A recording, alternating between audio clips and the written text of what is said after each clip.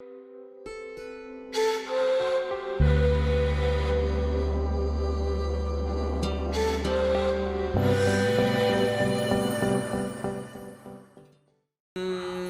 सिद्धेभ्यः। ओम नमः सिद्धेभ्यः। ओम नमः सिद्धेभ्यः। तो आदिनाथ भगवान की जय। पव चारित्र चक्रवर्ती आचार्य शांति सागर जी महाराज की जय। पव परम पूज्य आचार्य श्री अभिनंदन सागर जी महाराज की जय। पव परम पूज्य आचार्य श्री अनुभव सागर जी महाराज की जय। हम छड़ागा का अध्ययन कर रहे थे और इसी अध्ययन में हमने अभी तक छड़ागा के 6 छंदों का वर्णन किया है और ये 7वां छंद है। मंगलाचरण के सहित ये 7वां छंद है। और अब हम तिर्यंच गति में अशनि और शनि के दुखों का वर्णन करेंगे, क्योंकि इसके पहले हम तिर्यंच गति के दुखों का वर्णन पढ़ चुके थे, जहाँ पर हमने ऋण पिपी आदि जो शरीर को धारण करके अनेक प्रकार के दुखों को ये जीव भोगता है। अब शनि हुआ या शनि हुआ तो क्या दुख हुए सो हम बता रहे हैं। कबू पंच इंद्रिय पशु भयो, मन बिन निपट अज्ञानी थयो। सिंहादिक सेनी है कूर, निर्बल पशु अति खावे भूर।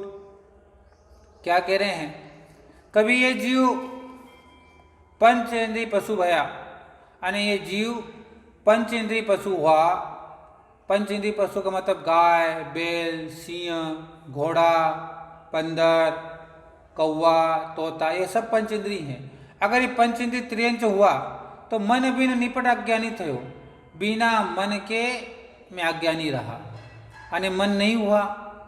तो ये सारे जो भी नाम आपको बताया ये सब शनि है, पर इनमें से कोई कोई तोता, कोई कोई सर्प जो अशनि होते हैं, जिनका मन नहीं होता है, तो ऐसे जीव मन के बिना अज्ञानी रहा। तो सही क्या है, गलत क्या है, ये नहीं समझ पाया, अपने आप को नहीं जान पाया, मन बिन अज्ञानी रहा। सिंह आदि है क्रूर, और अगर सिंह आदि क्रूर पशु हुआ तो निर्बल पशुओं को मार करके खाया।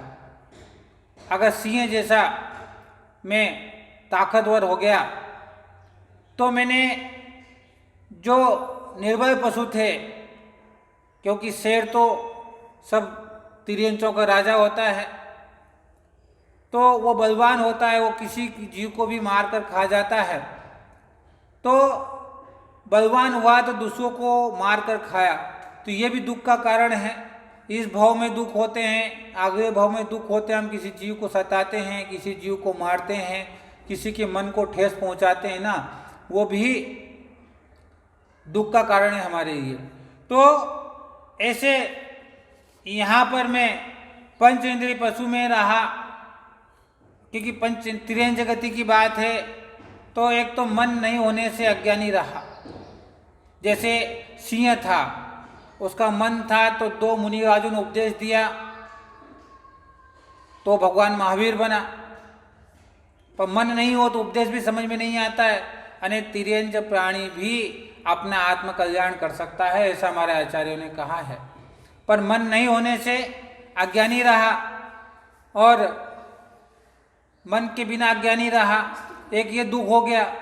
और दूसरा उन्होंने कहा कि अगर सिंह भी हो गया, अगर मन सहित हुआ और सिंह भी हो गया, तो निर्बल पशुओं को मार कर खाया। ये भी एक सबसे बड़ा दुख है कि हम दूसरे जीवों को मार कर खाते हैं, तो वो भी दुख का कारण होता है। चाहे इस भाव में दुख मिले, चाहे अगले दुख में भाव में दुख मिले, पर दुख हमें अवश्य भोगना पड़ते हैं।